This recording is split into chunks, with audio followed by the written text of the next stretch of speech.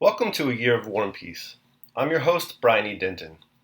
A Year of War and Peace is a daily, year-long, chapter-by-chapter reading of and meditation on Leo Tolstoy's epic novel, War and Peace.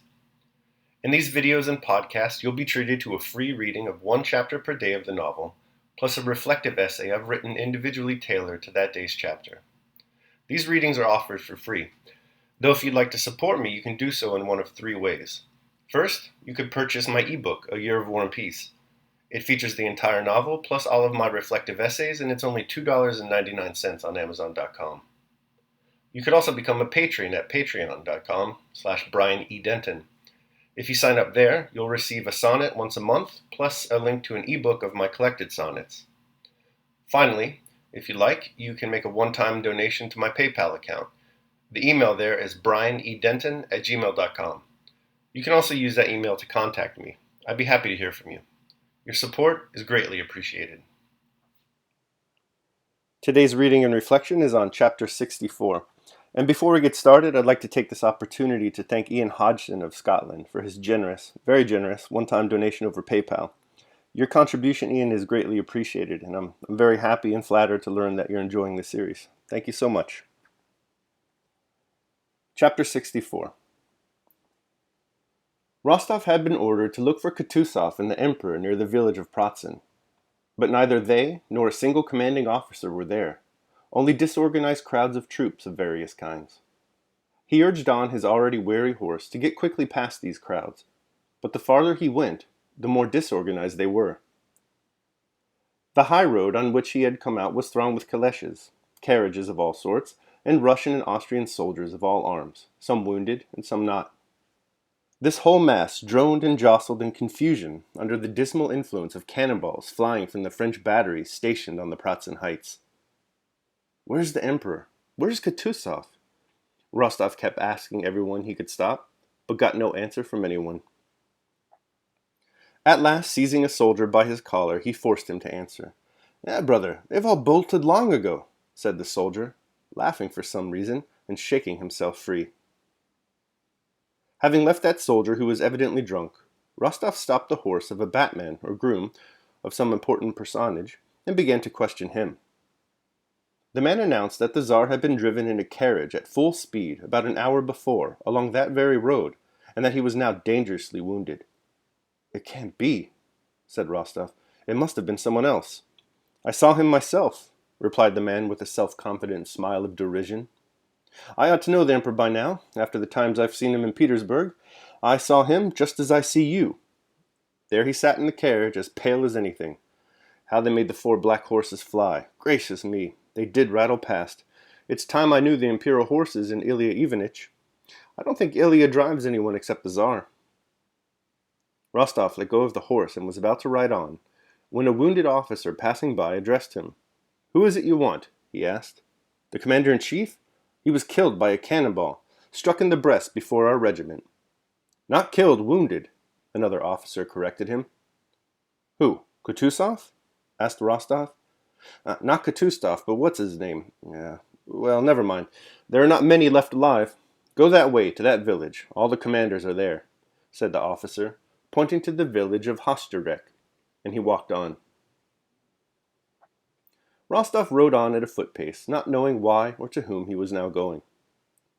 The Emperor was wounded, the battle lost. It was impossible to doubt it now. Rostov rode in the direction pointed out to him, in which he saw turrets and a church. What need to hurry? What was he now to say to the Tsar or to Kutuzov, even if they were alive and unwounded? "Take this road, your honor. That way you'll be killed at once," a soldier shouted to him. "They'll kill you there." "Oh, what are you talking about?" said another. "Where is he to go? That way is nearer." Rostov considered, and then went in the direction where they said he would be killed. Smart. "It's all the same now. If the Emperor is wounded, am I to try to save myself?" he thought. He rode on to the region where the greatest number of men had perished in fleeing from Pratzen. The French had not yet occupied that region, and the Russians, the uninjured and the slightly wounded, had left it long ago. All about the field, like heaps of manure on well-kept plowland, lay from 10 to 15 dead and wounded to each couple of acres. The wounded crept together in twos and threes, and one could hear their distressing screams and groans, sometimes feigned, or so it seemed to Rostov. He put his horse to a trot to avoid seeing all these suffering men, and he felt afraid. Afraid not for his life, but for the courage he needed, and which he knew would not stand in sight of these unfortunates. The French, who had ceased firing at this field strewn with dead and wounded where there was no one left to fire at, on seeing an adjutant riding over it, trained a gun on him and fired several shots. The sensation of those terrible whistling sounds and of the corpses around him merged in Rostov's mind into a single feeling of terror and pity for himself. He remembered his mother's last letter. What would she feel, thought he, if she saw me here now on this field, with the cannon aimed at me? In the village of Hostorodek, there were Russian troops retiring from the field of battle, who, though still in some confusion, were less disordered. The French cannon did not reach there, and the musketry fire sounded far away. Here everyone clearly saw and said that the battle was lost. No one whom Rostov asked could tell him where the Emperor or Kutuzov was. Some said that the report that the Emperor was wounded was correct. Others said that it was not, and explained the false rumor that had spread by the fact that the Emperor's carriage had really galloped from the field of battle with the pale and terrified Oberhofmarschall Count Tolstoy, who had ridden out to the battlefield with others in the Emperor's suite. One officer told Rostov that he had seen someone from headquarters behind the village to the left, and thither Rostov rode, not hoping to find anyone, but merely to ease his conscience. When he had ridden about 2 miles and had passed the last of the Russian troops, he saw, near a kitchen garden with a ditch around it, 2 men on horseback facing the ditch. One with a white plume in his hat seemed familiar to Rostov. The other, on a beautiful chestnut horse, which Rostov fancied he had seen before, rode up to the ditch, struck his horse with the spurs, and giving it the rein leaped lightly over. Only a little earth crumbled from the bank under the horse's hind hoofs. Turning the horse sharply, he again jumped the ditch, and deferentially addressed the horseman with the white plumes, evidently suggesting that he should do the same. The rider, whose figure seemed familiar to Rostov, and involuntarily riveted his attention, made a gesture of refusal with his head and hand, and by that gesture Rostov instantly recognized his lamented and adored monarch. But it can't be he, alone in the midst of this empty field, thought Rostov. At that moment Alexander turned his head, and Rostov saw the beloved features that were so deeply engraved on his memory. The Emperor was pale, his cheeks sunken and his eyes hollow, but the charm, the mildness of his features was all the greater. Rostov was happy in the assurance that the rumors about the Emperor being wounded were false. He was happy to be seeing him. He knew that he might and even ought to go straight to him and give the message Dolgorukov had ordered him to deliver. But as a youth in love trembles, is unnerved, and dares not utter the thoughts he has dreamed of for nights, but looks around for help or a chance of delay and flight when the longed-for moment comes and he is alone with her, so Rostov, now that he had attained what he had longed for more than anything else in the world, did not know how to approach the Emperor, and 1,000 reasons occurred to him why it would be inconvenient, unseemly, and impossible to do so. What? It is as if I had the chance to take advantage of his being alone and despondent. A strange face may seem unpleasant or painful to him at this moment of sorrow. Besides, what can I say to him now, when my heart fails me and my mouth feels dry at the mere sight of him? Not one of the innumerable speeches addressed to the Emperor that he had composed in his imagination could he now recall. Those speeches were intended for quite other conditions. They were for the most part to be spoken at a moment of victory and triumph, generally when he was dying of wounds, and the sovereign had thanked him for his heroic deeds, and while dying he expressed the love his actions had proved. Besides, how can I ask the Emperor for his instructions for the right flank now that it is nearly 4 o'clock and the battle is lost? No, certainly I must not approach him. I must not intrude on his reflections. Better die 1,000 times than risk receiving an unkind look or bad opinion from him, Rostov decided. And sorrowfully and with a heart full of despair, he rode away, continually looking back at the Tsar, who still remained in the same attitude of indecision. While Rostov was thus arguing with himself and riding sadly away, Captain von Toll chanced to ride to the same spot, and seeing the Emperor at once rode up to him, offered his services, and assisted him to cross the ditch on foot. The Emperor, wishing to rest and feeling unwell, sat down under an apple tree, and Von Toll remained beside him. Rostov from a distance saw with envy and remorse how Von Toll spoke long and warmly to the Emperor, and how the Emperor, evidently weeping, covered his eyes with his hand and pressed Von Toll's hand. And I might have been in his place, thought Rostov, and hardly restraining his tears of pity for the Emperor, he rode on in utter despair, not knowing where to or why he was now riding. His despair was all the greater from feeling that his own weakness was the cause of his grief. He not only might, but should have gone up to the sovereign. It was a unique chance to show his devotion to the Emperor, and he had not made use of it. What have I done? Thought he. And he turned round and galloped back to the place where he had seen the Emperor. But there was no one beyond the ditch now. Only some carts and carriages were passing by. From one of the drivers he learned that Kutuzov's staff was not far off. In the village the vehicles were going to. Rostov followed them. In front of him walked Kutuzov's groom leading horses in horsecloths. Then came a cart, and behind that walked an old, bandy-legged domestic serf in a peaked cap and sheepskin coat. "Tit, I say, tit," said the groom. "What?" answered the old man absent-mindedly. "Go, tit, thresh a bit." "Ah, you fool," said the old man, spitting angrily. Some time passed in silence, and then the same joke was repeated. Before 5 in the evening the battle had been lost at all points. More than 100 cannon were already in the hands of the French. Przebyszywski and his corps were laid down in their arms. Other columns, after losing half their men, were retreating in disorderly, confused masses. The remains of Longeron's and Dolgorukov's mingled forces were crowding around the dams and banks of the ponds near the village of August. After 5 o'clock, it was only at the Augusted Dam that a hot cannonade, delivered by the French alone, was still to be heard from numerous batteries ranged on the slopes of the Pratzen Heights, directed at our retreating forces. In the rear guard, Dokhtúrov and others, rallying some battalions, kept up a musketry fire at the French cavalry that was pursuing our troops. It was growing dusk. On the narrow Augusted Dam, where for so many years the old miller had been accustomed to sit in his tasseled cap peacefully angling, while his grandson, with the shirt sleeves rolled up, handled the floundering silvery fish in the watering can.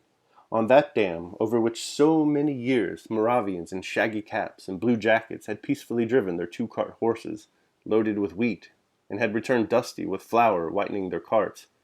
On that narrow dam, amid the wagons and the cannon, under the horses' hoofs, and between the wagon wheels, men, disfigured by fear of death, now crowded together, crushing one another, dying, stepping over the dying, and killing one another, only to move on a few steps and be killed themselves in the same way.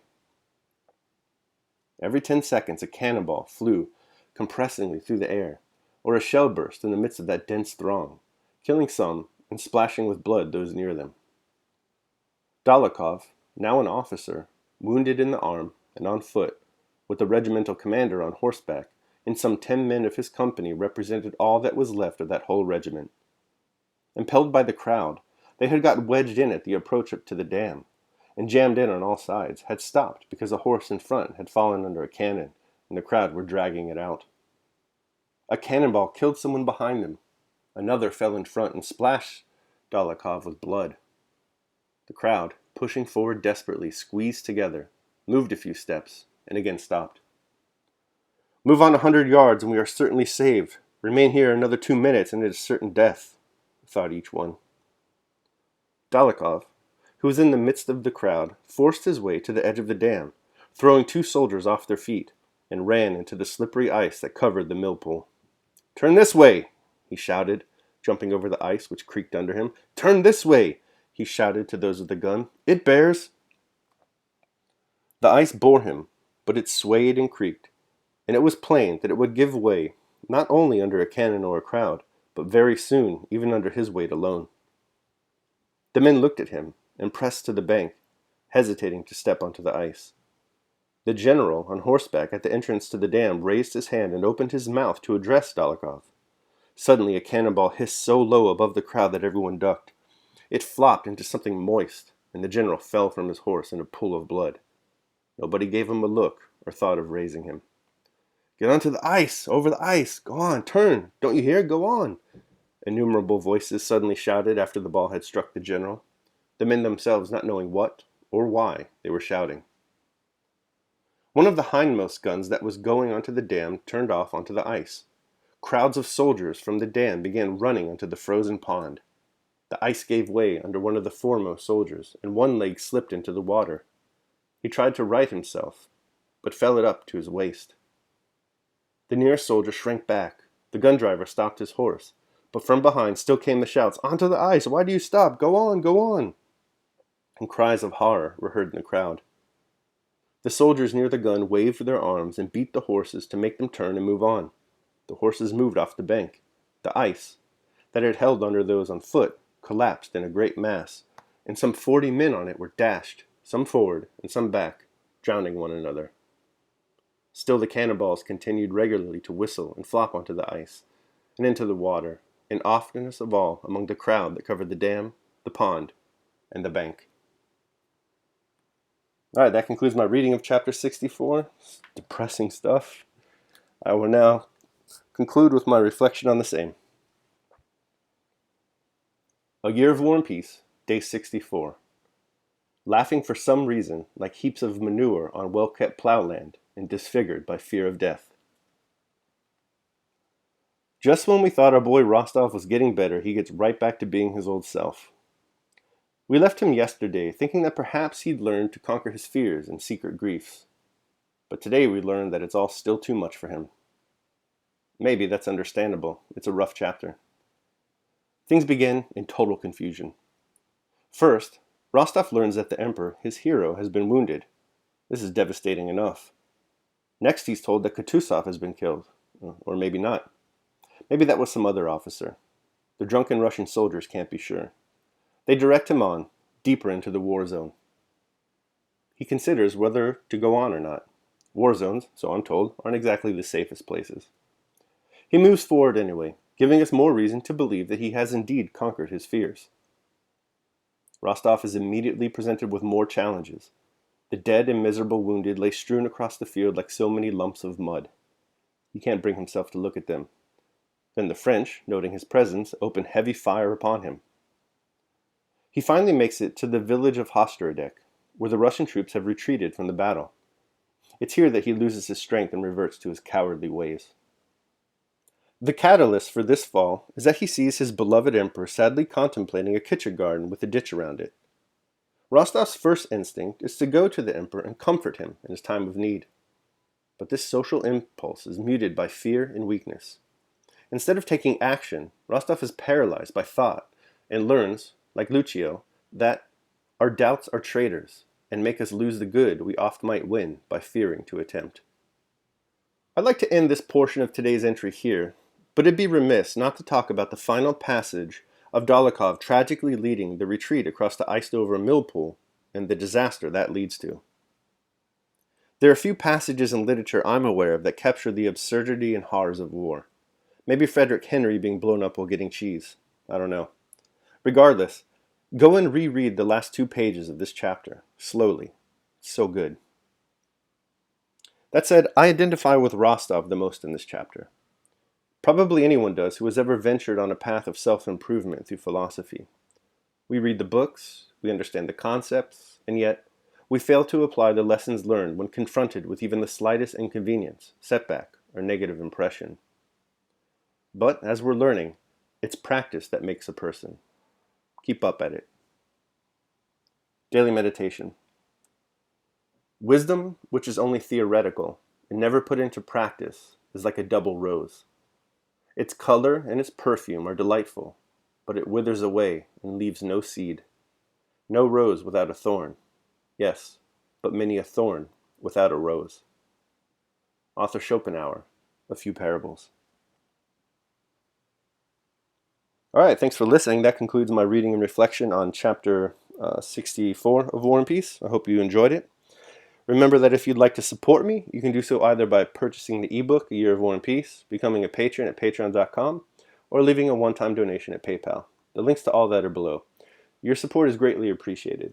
Tomorrow we'll be reading and reflecting on chapter 65 of War and Peace. I hope you join me. Until then, Take care of yourselves and of others.